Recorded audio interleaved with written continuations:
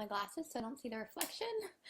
Today I wanted to talk to you about what happens when a company wants to hire you as an auto entrepreneur. So a lot of times I've been hearing feedback from students or from young people who are just starting out in the workforce, and they have an interview with a company and the company wants to hire them, and that's great and super exciting. And then they say, you just need to have auto entrepreneur status. So today we're going to talk a little bit about what auto entrepreneur status is, whether or not you can do it on the visa type that you have, and then what are the advantages and disadvantages of this kind of setup.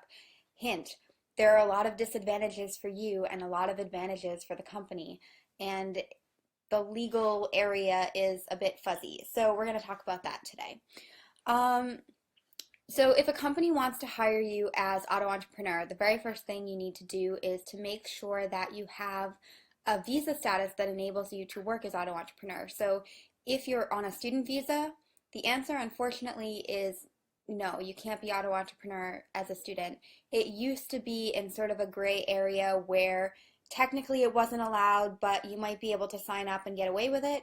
Now they are outright rejecting people. They ask for a copy of your visa when you sign up as auto entrepreneur, and they will reject you if you try to sign up for that. So if you're a student, auto entrepreneur is not a possibility for you. Also, if you're a salaried worker and on that kind of visa, you can't be auto entrepreneur. You really have to have either vie privée et familiale, or you have to apply for a profession libérale or a commerçant visa, depending on your activity. So assuming that you have the correct visa type that enables you to be auto entrepreneur, what are the situations in which this might be a good deal? Now, the answer is that there are very few situations in which this is a good deal for you. Why? So auto entrepreneur means that you are an independent contractor and have exactly zero of the protections that normal French employees have. This means that basically no French labor laws apply to you. France has a really great system, but if you are auto entrepreneur, you get no sick time, no vacation time, no maternity leave, no prime de précarité. So if you're in a CDD, normally a contrat à durée déterminée, which can be up to 18 months. At the end of that contract, you get a 10% bonus of everything that you've been paid. And this is called a prime de précarité, which means that because your contract is temporary, the company has to pay a premium to you as a bonus at the end of your contract, along with all of your unpaid along with all of your accumulated vacation time. They have to give you that bonus because unless they offer you a permanent contract that you can stay on. So all of those benefits that normally apply to French workers don't apply to you in that situation. It's also really easy for the company to fire you. So if you're on a CDD, which, as I said, contrat à durée déterminée, it's a short-term contract up to 18 months, those contracts are basically impossible to break. You have a very short période d'essai at the beginning in which you or the company can say, you know what, this really isn't working out for me. Let's part ways. The CDD the période d'essai in a CDD is normally very short. It can be as short as a week. And then after that, it is basically impossible to fire you or for you to quit, actually. And for a CDI, the période d'essai can be a bit longer. It can be 1 to 3 months, depending on your industry and on your specific work contract and the convention collective and a bunch of different things. But when you're an auto entrepreneur, the contract can be ended at any time, and you have none of that protection. You don't get an indemnité for being fired. You don't have any unemployment insurance, so you don't accumulate any unemployment benefits. And there are all kinds of disadvantages for you. So why does a company want to do that? Well, for all of those reasons, because it's a lot cheaper for them. They don't have to provide any benefits or pay you any vacation time, sick time, etc. And the social charges are a lot cheaper. So if you are auto entrepreneur, you pay your own social charges out of pocket at 25% roughly. If you are an employee, then you pay social charges out of your paycheck, which amount to about 22%, but the company pays another 22 or 23% on top of that. So it's 45% total of what you make goes directly to the state. So if, for example, you're earning 10 euros an hour gross, which is just about minimum wage, the amount that you get in your pocket will be about 8 euros an hour, maybe a little less. The amount that you cost to the company is more than 12 euros an hour. And that's not even counting for the fact that you have the sick time or the vacation time and other benefits that will eventually have to be paid. So you cost a lot more to a company as an employee than you do as an auto entrepreneur, because it's 12 euros an hour as opposed to 10 euros per hour out of their pocket if they're paying you as an entrepreneur in that situation. So those are all the reasons why it's a really bad idea. And also the legality of hiring somebody as an auto entrepreneur is really questionable. So one of the things that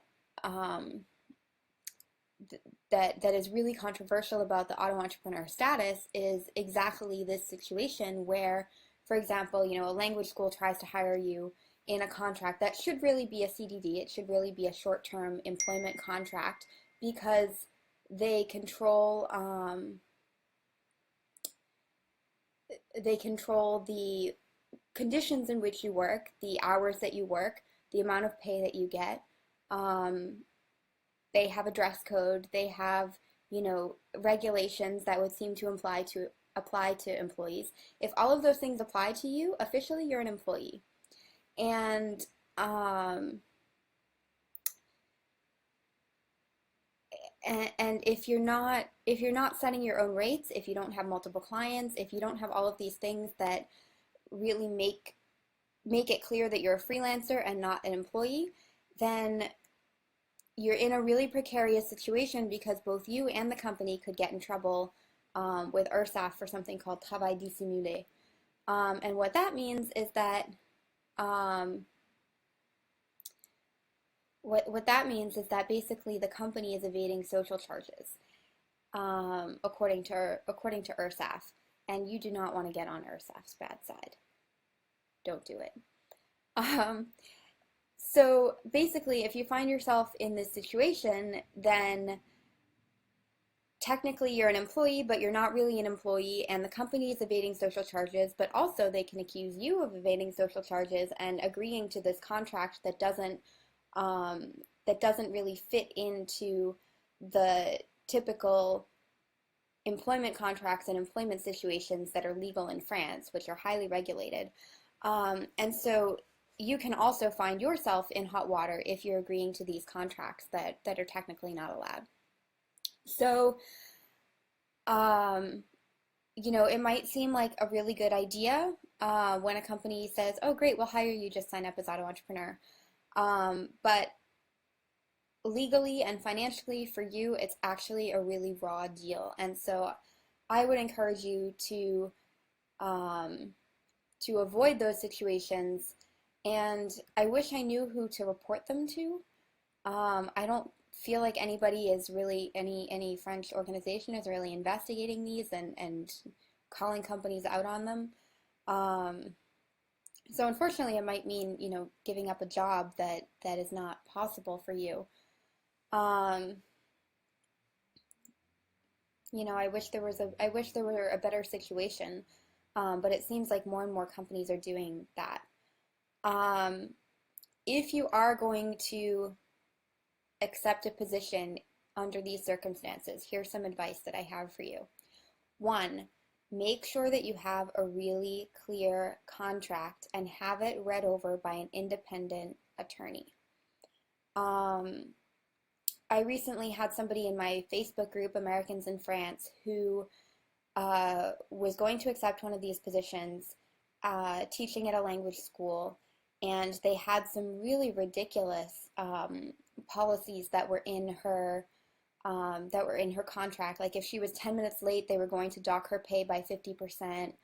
Um, that she had to be available at all times, and if they called her and she wasn't available, then they would end her contract. All of these things that were totally ridiculous. And we all advised her, everybody in the group advised her, you know, don't do this. It's not worth it. And so if you get one of these contracts, first of all, don't sign anything without reading it thoroughly, making sure you understand the French. Post it on a Facebook group, you know, come and post it in the Americans in France group. We'll look it over. We'll give you some feedback on it.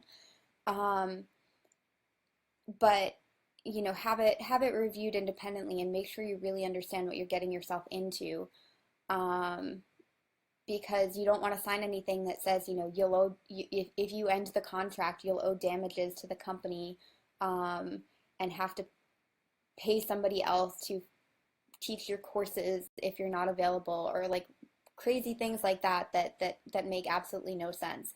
Because you would have a very difficult time, you know, getting that contract thrown out if it were to be enforced against you. So have somebody review the contract.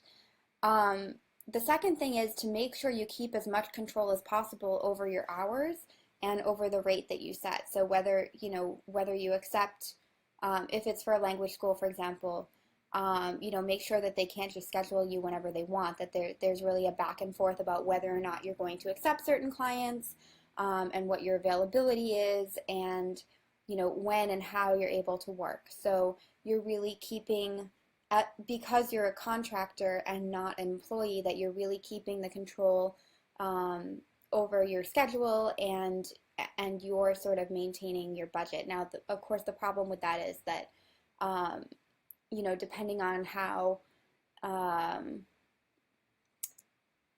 boundaryless certain employers are, you know, they could give you less work, if they don't like the way that you're not bending to their every whim.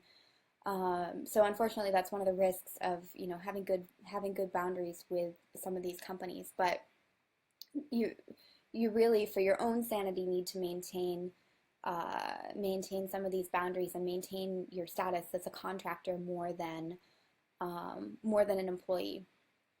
And the final thing is have other clients, because like I said, when your contract ends, the company can end it at any moment without giving you any notice. They can reduce your hours from one week to the next.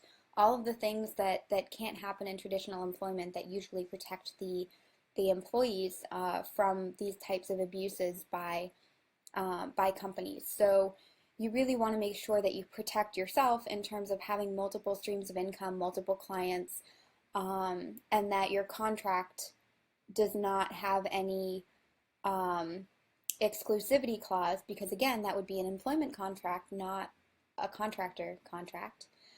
So that you're able to still pay your rent if, you know, the company calls you and says, you know what, don't come in tomorrow. We're not going to use you anymore, and we're going to take, you know, 2 months to pay your invoice, etc. So those are all my tips for you if, you know, you're faced with one of these companies that wants to hire you as auto entrepreneur. Tip number 1, don't do it. Tip number 2, if you have to do it, you know, make sure that you're really protected in terms of the contract, and in terms of, you know, protecting your income.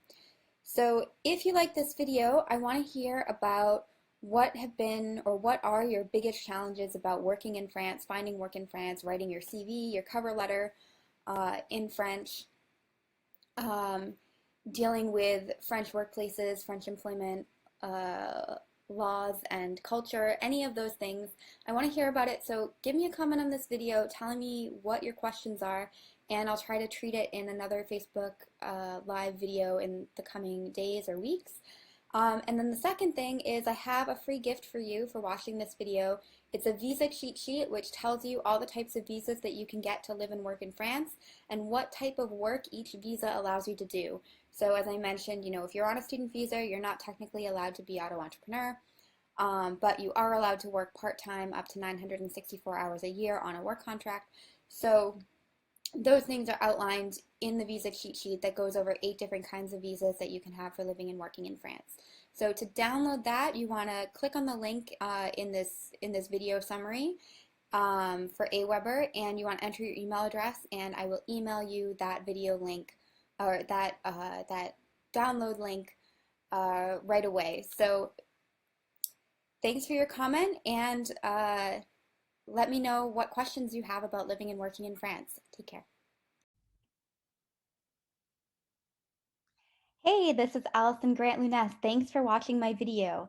I hope you learned something about living in France and were inspired about pursuing your own Franceformation. Do you want to learn how you can get the right visa and create your dream life in France?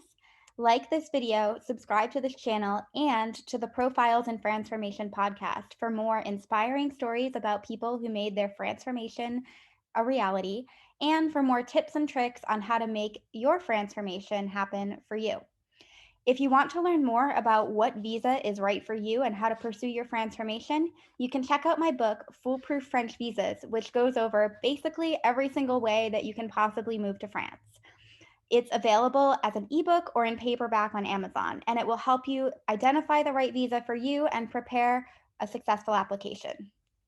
Or if you'd like my personal help with applying for your visa and moving to France, you can go to www.yourfranceformation.com/free-call to request a free 30-minute Franceformation clarity call with me about how I can help you to make your dream a reality and get started on helping you to move to France. Thanks again for watching, and à bientôt.